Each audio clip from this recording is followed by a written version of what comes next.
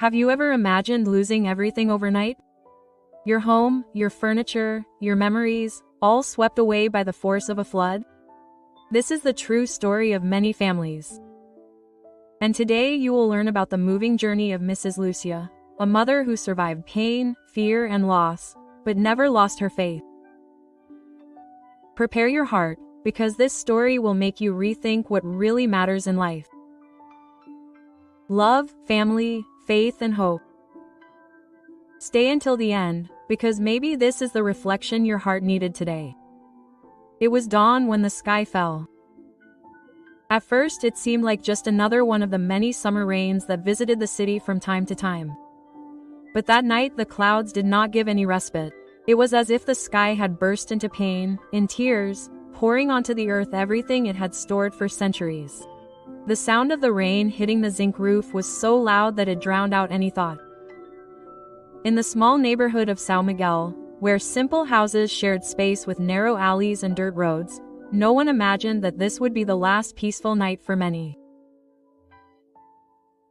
There lived Dona Lucia, a 49-year-old woman known for her sweetness, her strength, and for always keeping her door open for her neighbors, both literally and symbolically. Lucia was one of those women who carry the world on her shoulders without complaining. A widow since she was 32, she raised her two children, Rafael and Clara, alone with hard work, unwavering faith, and a generous heart. She worked as a seamstress and did small repairs for others. Sometimes, even when she was tired, she would stay late at the sewing machine, just to make money for gas or school snacks. But even with all the difficulties, Dona Lucia's house never stopped smelling of freshly brewed coffee and cornmeal cake on the weekends. She made simplicity a home and home a place of welcome. It was common to see her sitting on the sidewalk sewing while chatting with her neighbors, offering advice, a word of encouragement, or a cup of tea. She was the kind of person who gave hope to others, even when her own life was a constant challenge. On the night of the tragedy, Lucia woke up startled by a strange noise coming from the backyard. She got up slowly, still drowsy, and looked out the window. The water had already covered half the street, rising quickly and carrying with it branches, trash, and pieces of wood. Her heart raced, she screamed for her children, but Rafael was working the night shift and Clara had gone to sleep at a friend's house. She was alone in the face of what would become the worst flood recorded in that region in the last 50 years. In a few minutes, the water invaded the house, carrying away furniture, photos, and memories. Lucia tried to save what she could. She grabbed her mother's Bible, the family album, and a change of clothes, but there was no time. The water came in with such force that it knocked down the bookshelf in the living room, ripped off the back door, and destroyed what had taken years to build. She climbed onto a chair, then onto the table, but the water kept rising. She was rescued by firefighters almost at dawn, soaked, shivering from the cold, her eyes glazed over, and her soul in shock. Outside, the scene was one of war. Cars piled up, houses destroyed, trees uprooted, people crying, shouting names, searching for family members, and she stood there, unable to understand how everything could change in such a short time. Her body felt present but her mind distant, as if she were living a nightmare. Her home, the little world she had built with so much effort, had turned to mud. Every wet photo, every floating piece of clothing was like a stab in the soul. In the days that followed, Lucia took refuge in a makeshift shelter set up in a school in the region. There she shared a mattress and silence with dozens of other people who, like her, had lost everything. But there was something different about her, something that her eyes could not hide. It was not just the loss of material possessions, it was not just the pain of destruction, it was something deeper, as if part of her had been swept away by the current. Hope, which had always been her greatest ally, seemed to have washed away along with the mud. Lucia, who had always had words to comfort others, was now silent.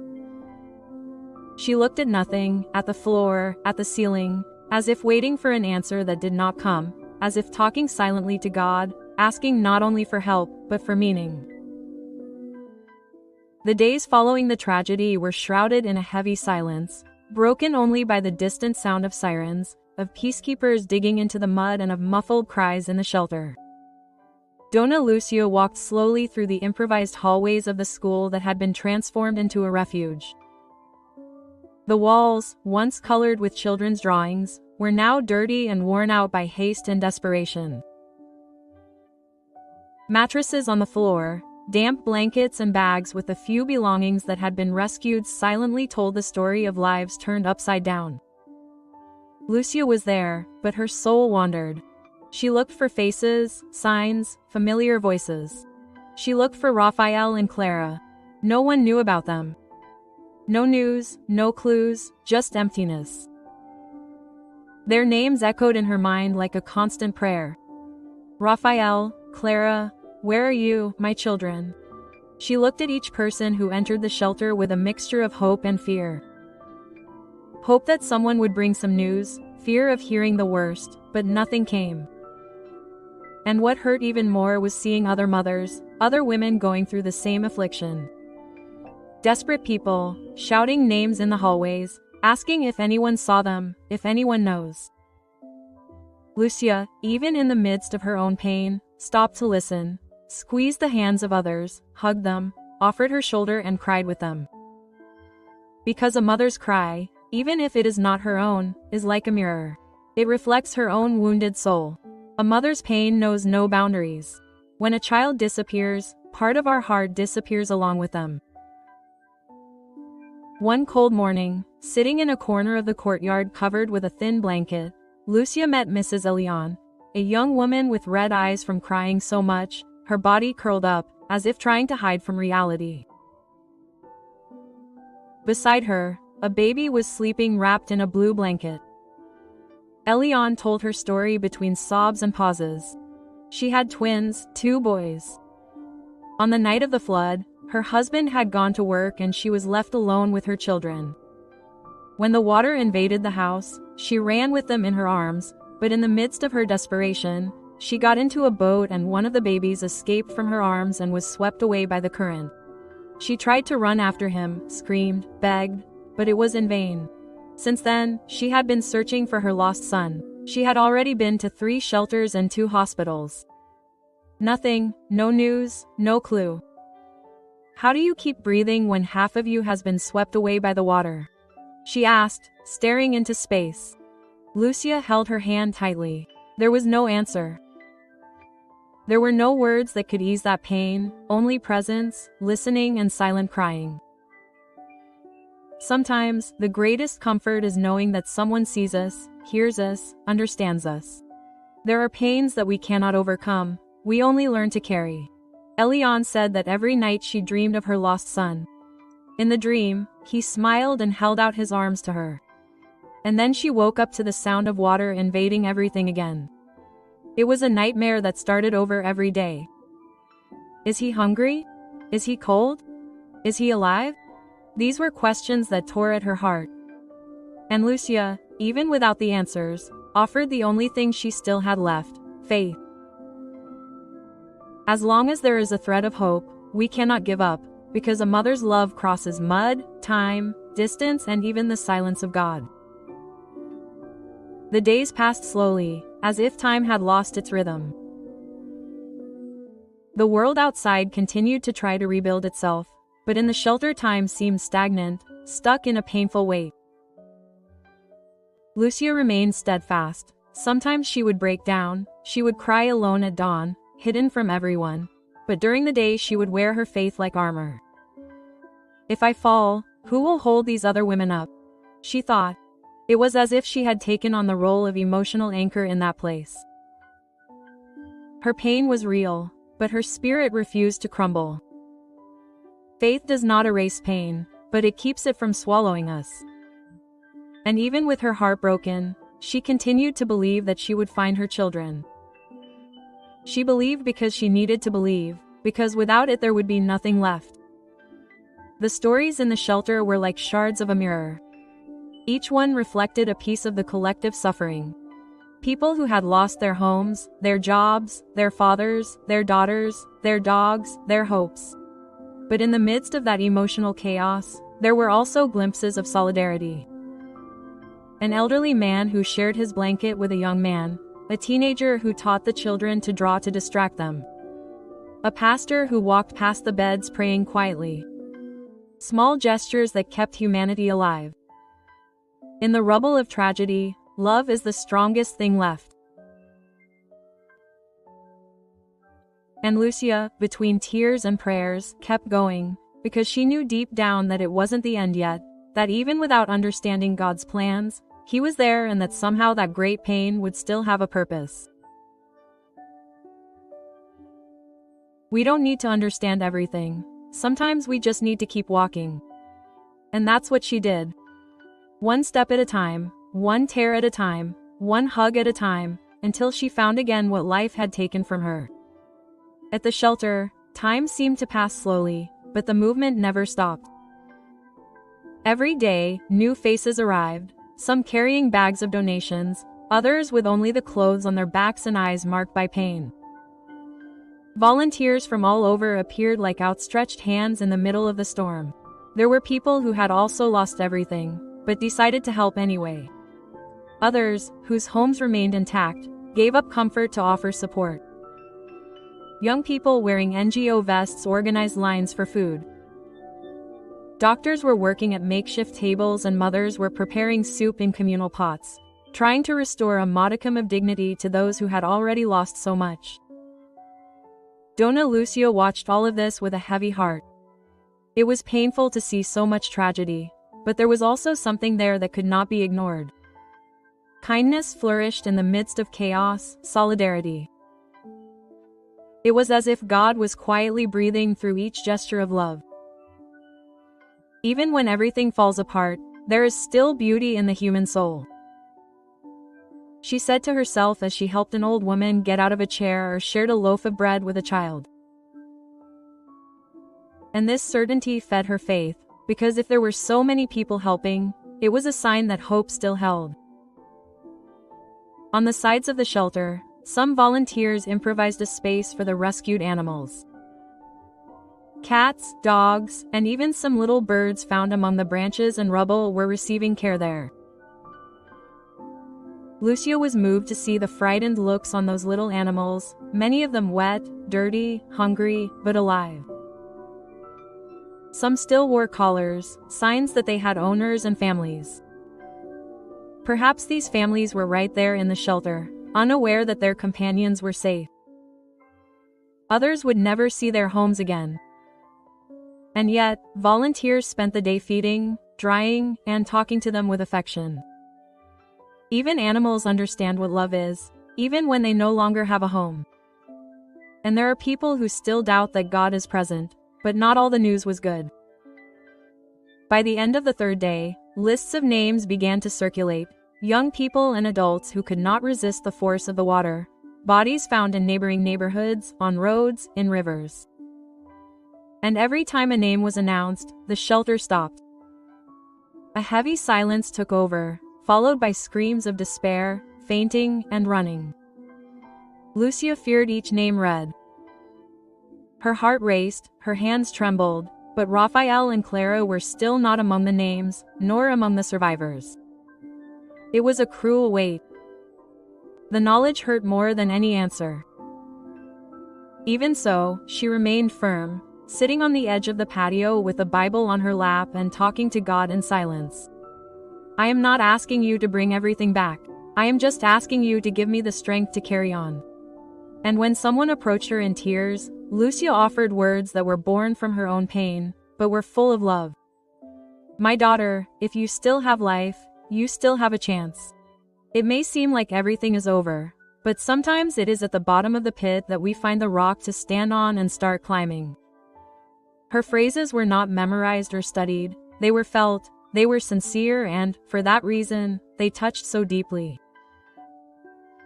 She said, what the water took away can one day be rebuilt, but what the water didn't take away is what matters most. Your heart, your faith, your story. As long as that's still standing, so will you. Quote, and people listened. Some cried, others just nodded, because deep down they needed someone to tell them that it was still possible to carry on. And Lucia was that voice. The voice that consoles without promising miracles, but with the certainty that there is purpose even in pain. One night when the rain threatened to fall again, many were frightened. The trauma was still fresh. People ran to the corners, hugged their children, prayed out loud. Dona Lucia got up, grabbed a blanket and began walking around the shelter, talking to each one. She said, "It's not the rain that's going to bring us down. What destroys us is losing faith." Quote, and little by little the fear calmed down. Children went back to sleep. Adults took a deep breath.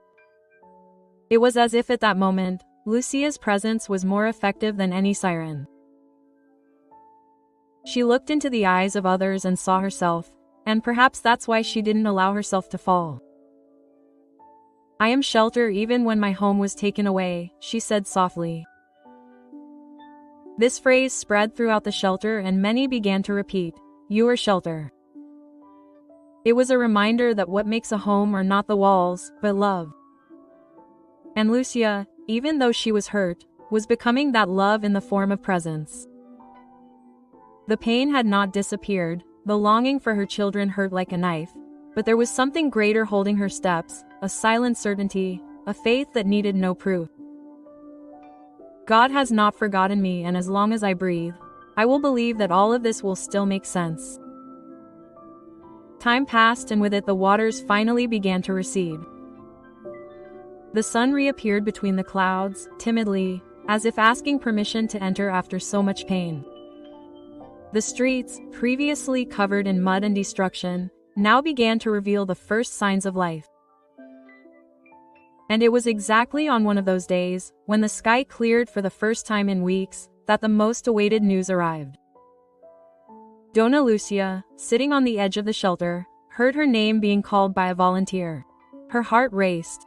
She ran without knowing what to expect. And there at the door, two familiar faces, muddy, exhausted, but alive, ran towards her. Raphael and Clara, her children, her miracles. The hug that followed was long, tight, full of tears that washed away the accumulated pain. The three of them remained there kneeling on the cold floor, as if the world had stopped for a moment to watch that reunion. "You have come back to me. God heard my prayers," Lucia repeated between sobs. It was as if the faith she had sustained in the darkest days had finally blossomed before her eyes. Sometimes God tests us to the last thread of hope, but He never abandons us. Never. From that day on, even without a house, without furniture, without anything material, Lucia felt that she had everything again. As the weeks went by, the community began to rebuild. The solidarity did not stop with the recession of the waters. On the contrary, donations arrived from various parts of the country. Used furniture, clothes, food, blankets, everything was welcome. Dona Lucia and her children returned to the land where their house had once stood. Only the foundations remained, but she looked at it with gratitude. "The foundation is still firm, and if the foundation is firm, we can rebuild everything," she said with conviction. They built a small wooden shack, received a used refrigerator, an old stove, thin mattresses, and humbly accepted everything. Those who have gratitude in their hearts turn a little into a lot. The nights were still cold, but now there was warmth within their souls. Raphael and Clara helped the volunteers rebuild the neighboring houses. Dona Lucia organized the distribution of clothes for the mothers who had lost everything. The city, even though it was wounded, began to pulse with life again. What had previously been a scene of tragedy, now became a symbol of resistance.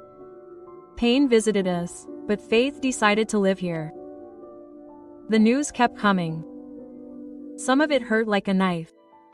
Dona Lucia saw on television the story of Dona Eliane, the mother of the twins she had met at the shelter. One of her sons, missing, he was found days later, lifeless, trapped between the branches of a tree and the riverbank. She recognized him by his clothes and cried like never before, but still decided to move on. I have another son who needs me, and I believe that God will give me the strength to raise him with twice as much love. That touched Lucia deeply. She cried, hugging her children as she heard the story. Loss can tear pieces of us apart, but the choice to carry on is what keeps us standing. Another case that deeply moved Lucia was that of the caramel horse. He had survived 5 days on top of a roof surrounded by the flood, alone, hungry, without knowing what would happen in the next minute. When he was rescued, weakened but alive, the images moved the entire country. For Lucia, that scene was like a mirror of the city itself. We are all like Caramel, wounded, scared, but alive. And that is already a miracle. Even weeks later, the volunteers were still there. Young people, adults, doctors, psychologists, veterinarians, all collaborating as one they could. It was a collective effort, a chain of love that refused to be broken. And as she watched the news on her small television, sitting next to her children in their new simple home, Lucia felt that there was something greater at work. God, in his infinite goodness, never leaves us alone. He manifests himself in the hands that help, in the arms that welcome, in the words that heal. The city was slowly getting back on its feet, houses were being rebuilt, businesses were opening their doors, children were running in the streets again, but now there was something different in the air. More faith, more unity, more gratitude. After the storm, what remains is what really matters, Lucia said. And this truth spread among all the survivors. One night, when the makeshift house was now more tidy, Lucia lay down next to her children and looked at the wooden roof. Outside, the wind was blowing lightly, inside, peace reigned. She squeezed Raphael and Clara's hands and said softly, "We lost everything, except the most precious thing, love, life, and faith. The rest, with time, we rebuild, because where God lives, no flood is capable of destroying." And there, in the silence of that night, Dona Lucia understood that she had been rebuilt from within, because there is pain that knocks us down, but there is also pain that awakens us. And for those who believe, even from the mud can spring hope. Sometimes, life sweeps us away like a flood, takes our home, our certainties, our routine, and leaves us there on the ground, wet, wounded, confused, asking God why. But it is exactly in those moments when everything seems lost that something much greater begins to be born within us. Dona Lucia's story is not just about a flood, it is not just about destruction, pain, or longing. It is about what survives when everything else is lost. It is about faith that does not let itself be carried away. It is about love that insists on staying. It is about life that screams even in the midst of silence. How many times do we worry about the wrong things? The house is tidy, the furniture is new, the car is in the garage, the clothes are fashionable, the cell phone of the year is new, and suddenly, in a second, all of this can disappear. But what remains? What remains when the ground collapses? What remains when the water takes away what was material? In Dona Lucia, faith remained, love for her children remained, the desire to care for them, to console them, to start over. And this is indestructible, because faith, when it is true, does not depend on walls, it lives in the heart.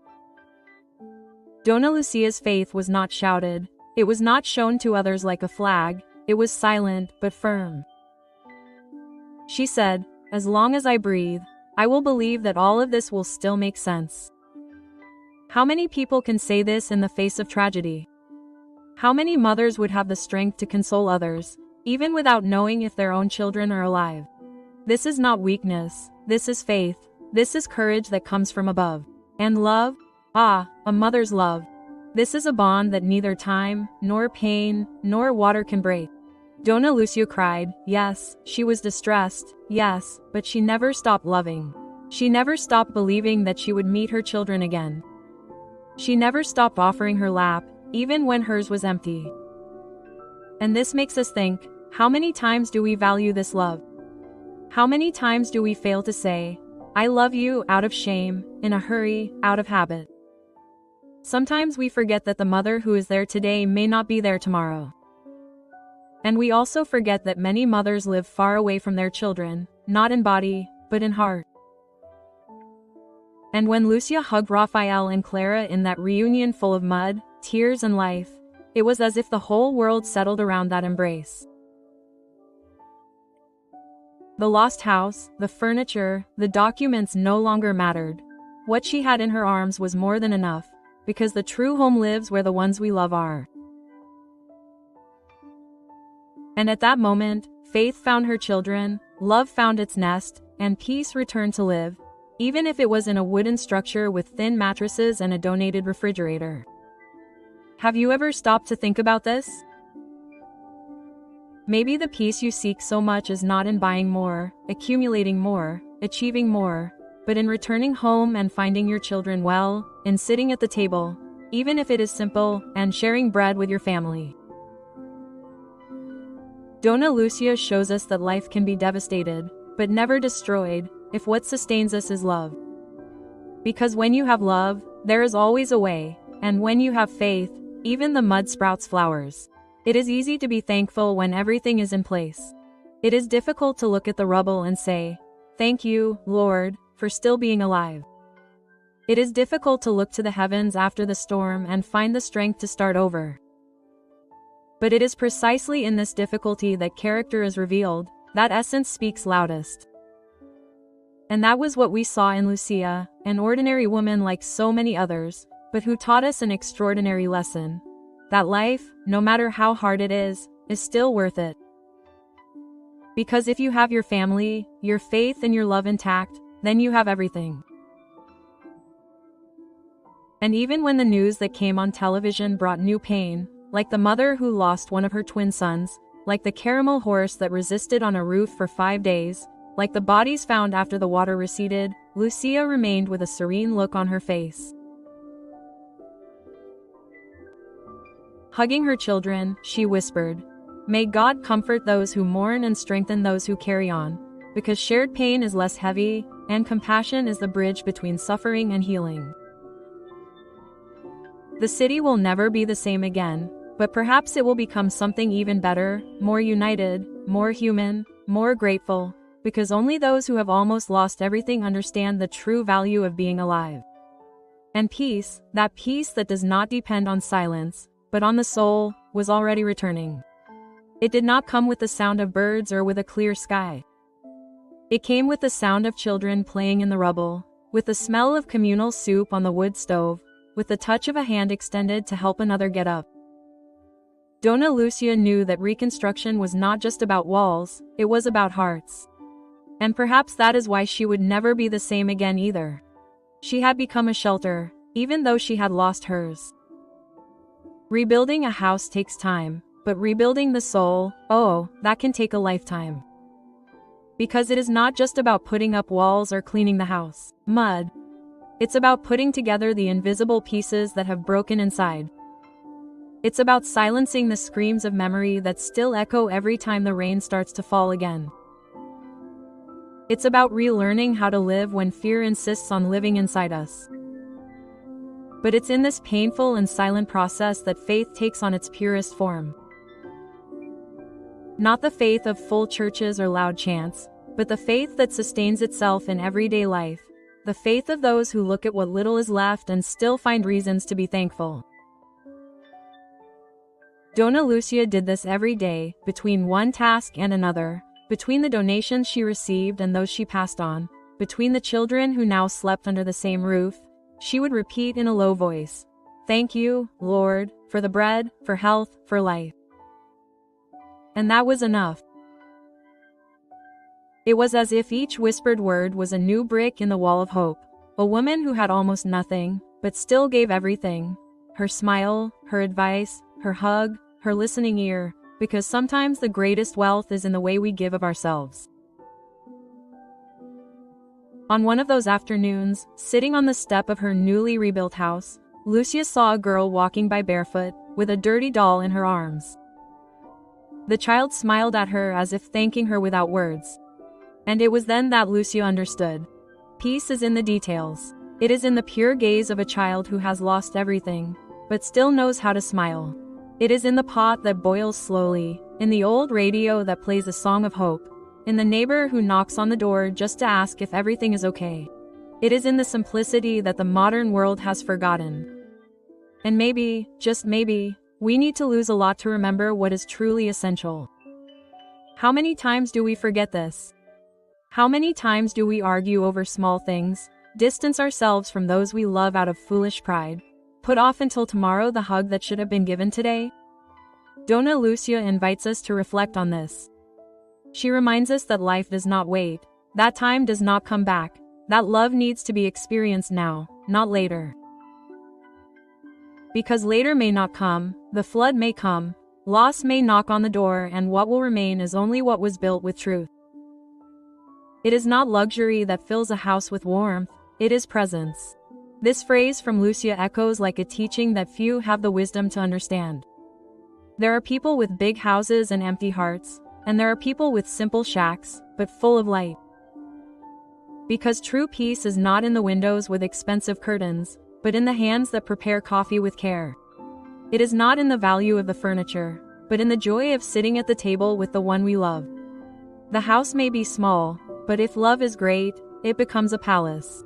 And how strong is the power of family? When everything fails, when the world falls apart, it is the family that holds us together. It may be wounded, shaken, but it remains. And the most beautiful thing about Lucia's story is that she not only found her children, she also found them again, because the pain brought them even closer. Fear brought back the value of being together, the nights in the shelter, the days of uncertainty. All of this made Raphael and Clarice see in their mother not only the woman who raised them, but the rock that supported him. And just as she welcomed them, they also welcomed her. Together they swept mud, stacked bricks, cleaned up what was left.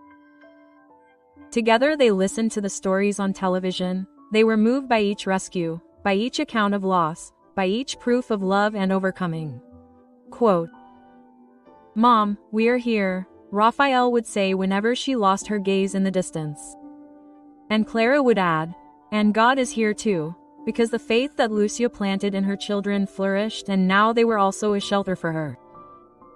It is no wonder that, even when faced with the most painful news, such as the mother who had to bury one of her twins, or the caramel horse that resisted as a symbol of the fight for survival, Lucia managed to maintain a look of tenderness. She understood the pain of others because she had experienced it herself, and so she knew that the best medicine is not an explanation, but compassion.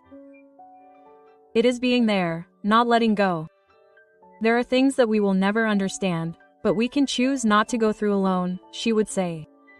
And that is where love comes in. This love that asks for nothing in return, that offers itself completely, that remains even when the other person no longer has the strength, that cleanses the wounds with silence, with presence, with patience. This love that Lucia felt for her children, that the volunteers felt for the victims, that people from outside showed with their donations, this love is what truly sustains the world. And if there is one thing that this story proves, it is that in the midst of chaos, love always finds a way to exist. Perhaps you who are listening to this reflection have never experienced a tragedy like Lucia's. Maybe you have your house, your furniture, your routine intact, but what about what is inside you? Is your soul at peace? Is your family close? Does your heart still know how to give thanks? Or are you also facing a flood, but only on the inside? Because life's floods are not always made of water. Sometimes they are made of silence, of separations, of unresolved hurts, of rushing around that steals time from what really matters. And if that's your case, then maybe now is the time to start over. You don't have to wait for everything to fall apart to change. You don't have to lose everything to realize what really has value. Donna Lucia's story teaches us that true reconstruction begins within. When we look at ourselves sincerely, when we have the courage to forgive, to get closer, to start over, when we put aside pride and choose love, when we stop chasing after what is superfluous and start caring for what is eternal. Because faith, when born from suffering, becomes unshakable. And Lucia is living proof of that. She believed when everything said no. She prayed when despair wanted to silence her voice. She kept going even when she had no ground, even when she had no roof, even when she had no direction. And in the end, she found everything that mattered most. And if you still have your family, if you can still hug the ones you love, if you can still start over, then you will also find your way again. Maybe not the same as before, but maybe better. Because when the heart is rebuilt with faith, it starts beating stronger again. Time passes, the waters recede, the walls are raised, the city is rebuilt, and in the midst of it all, the memory remains. The moments of pain and overcoming become part of history. The scars do not disappear, but they transform into signs of strength. And with time, even the pain turns into longing. Longing for a difficult time, yes, but also for a time when people came together, helped each other, loved each other like never before. And that is what transforms tragedy into learning, suffering into wisdom, struggle into legacy. Today, Lucia is not just a woman who survived a flood. She is a symbol of so many mothers who never give up, of so many families who reconnect in the midst of pain, of so many volunteers who don't wait for applause to do good. It represents every gesture of solidarity that was reborn in clay, every look of compassion, every outstretched hand and, above all, every soul that understood that life is fragile, but also precious, that it is not worth wasting time on what does not edify. If you are listening to this reflection, look around you, look at those who are by your side. Have you been valuing yourself enough? Have you been saying I love you as often as you should? Have you been hugging more, forgiving more, being more present? Or have you been putting all of this off until later? Don't wait for a flood to change what can be changed today, because love doesn't wait, life doesn't wait, and true peace only settles where there is reconciliation between who we are and what really matters. And if by chance you have lost many possessions, people, relationships, don't give up, because if you still have life, there is still purpose. And if there is a purpose, there is a path. Starting over hurts, but staying still hurts even more. And as Dona Lucia once said, looking at the streets still covered in mud, what matters is not where we fell, but who we will get up with. Get up, look up, feel. Faith is still there, love still lives in you, and your story is still being written. And if the world outside is so noisy, so hectic, so cold, how about starting to warm your inner world? How about making your home a shelter of peace, even if it is simple? How about making your words a refuge for those who need comfort? How about turning your hands into instruments of new beginnings? Because if we all do this, the whole world will change. Dona Lucia's city rose up like this, one hand helping the other, one gesture at a time. And if they could do it, so can you. Because in the end, life always finds a way to blossom. Even after the pain, even after the loss, even after the flood, life is a gift. And when lived with faith, with love, with family and peace in the heart, it becomes sacred. This is the true reconstruction, not of houses, but of souls. If this story touched your heart, don't let it stop here. Share this video with someone who needs hope. Like it, subscribe to the channel and write in the comments. Faith keeps me going. Together we spread love, inspiration, and gratitude.